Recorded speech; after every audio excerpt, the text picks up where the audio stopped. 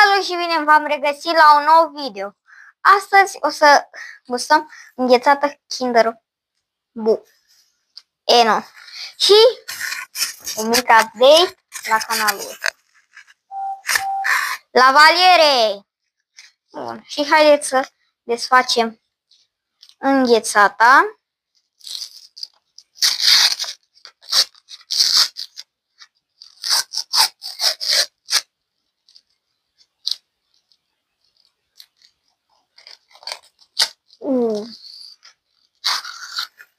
Cam așa se prezintă. Arată chiar foarte bine.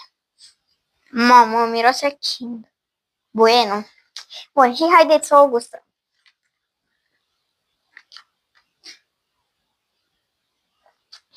E bună rău. Vi-o recomand.